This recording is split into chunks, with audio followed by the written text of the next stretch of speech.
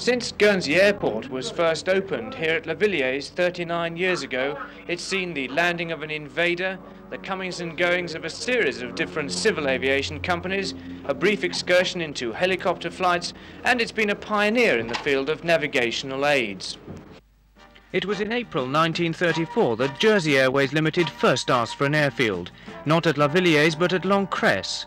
The States preferred the St. Peter's site, and 5 years later Guernsey's first custom-built aerodrome was complete.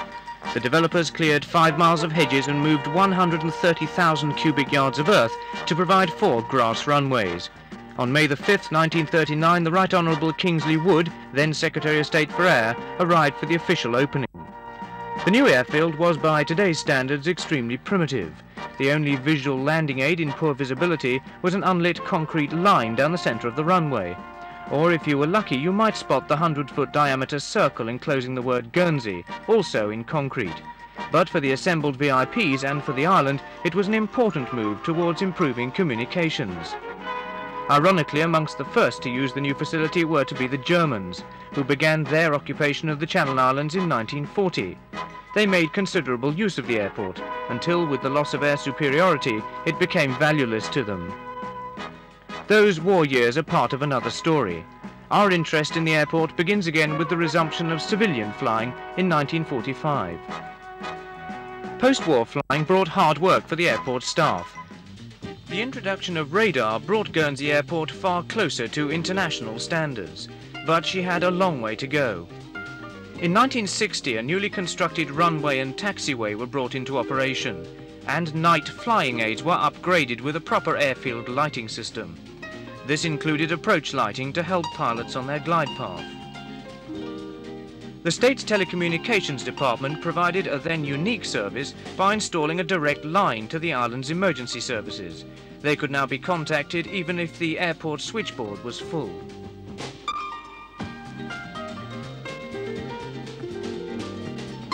All this improvement was becoming essential because more and more visitors were taking advantage of the improved access to the Channel Islands.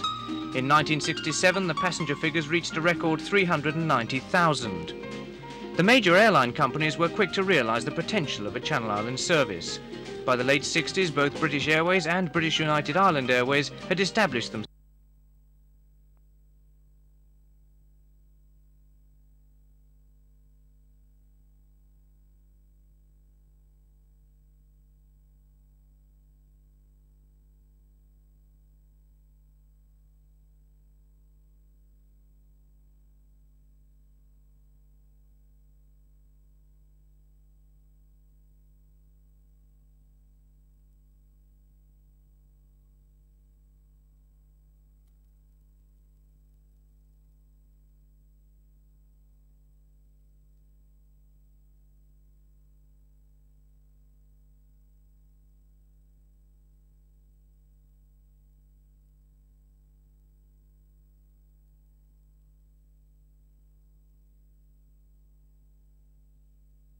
Number of tourists visiting the islands, the airport's thriving.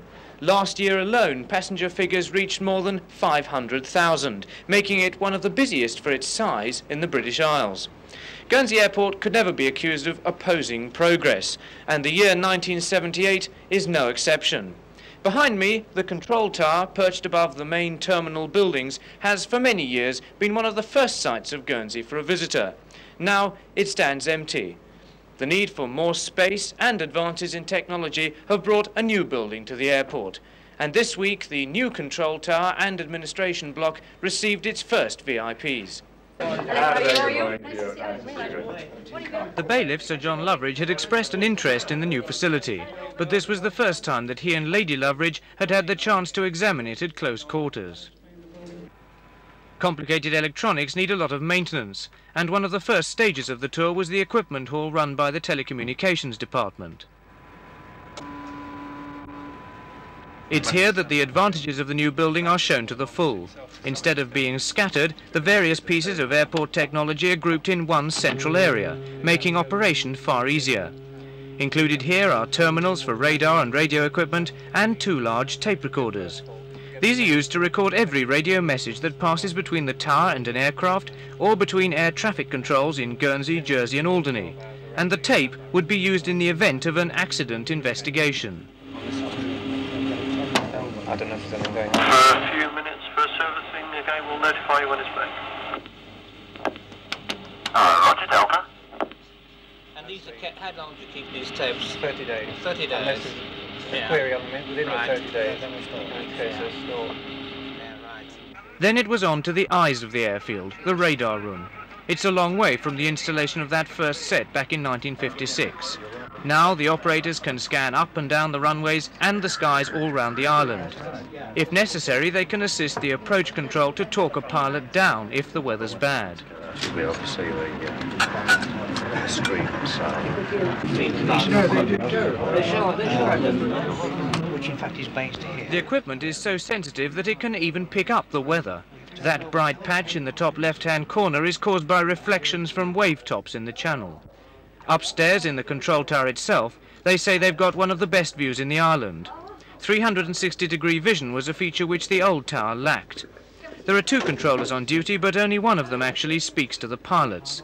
The other's responsible for updating arrivals and departures and making sure that they're logged.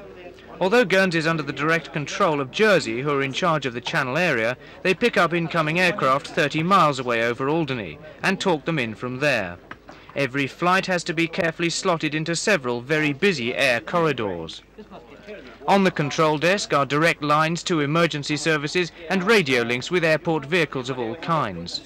There's also a control panel for the airport lighting, which can be adjusted to variable brightness according to the weather conditions.